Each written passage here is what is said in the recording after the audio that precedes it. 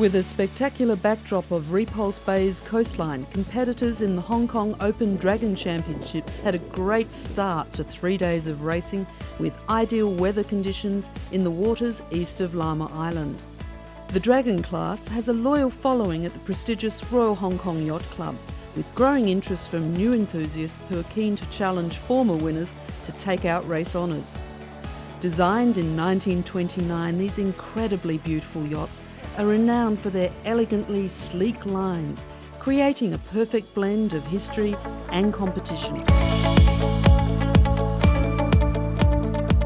Sunny skies and 10 to 14 knot northeasterly winds allowed race official Inga Stromp-Jepsen to set 3 races. Morning to Dragon. We accept the course in excess of 080, and the orange top mark for Dragons will be 1 nautical mile. Conditions on day 1 proved a challenge for crews who faced changing currents and shifting winds. Lol Chang's D46 took out race 1, but Tam Nguyen's D55 led by 2 points by day's end. Day 2 and Dragon crews faced 10 to 12 knot winds with a gentle right-hand shift over the second and third races. Race 1 and Marc Castanet led the fleet. Unluckily, he missed the offset mark, leaving the way open for Andreas Breckbull's D25 to take the lead and go on to win the first race of the day.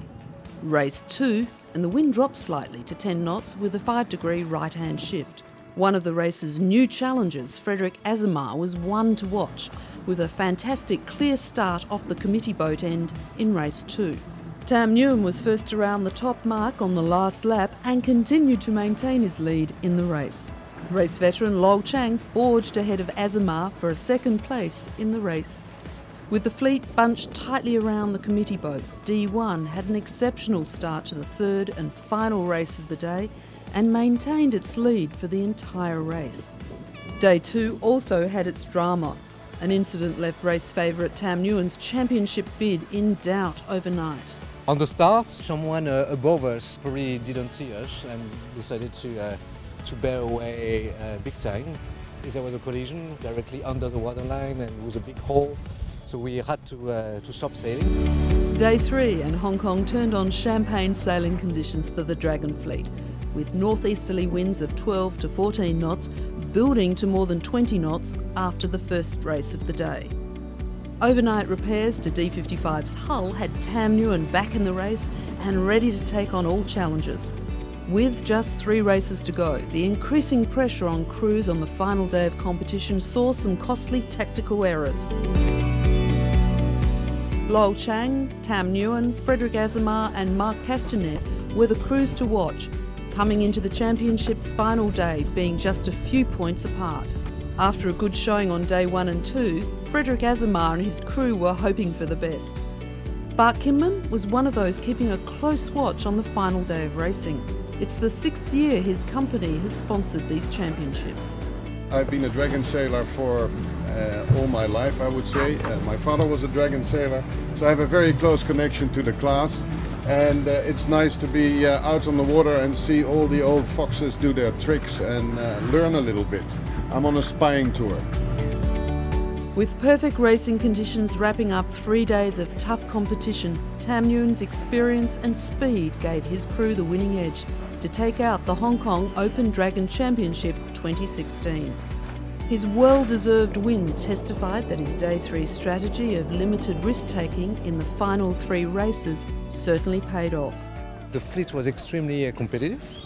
Everybody was so tight, not only in terms of results, but also on the water. On the finish line, it was so close between the first 5 or 6 boats on all races. So that was exciting, but also very stressful because nobody was clearly ahead of the competition. So that was great competition this year in particular. Second place went to veteran racer Lol Chang.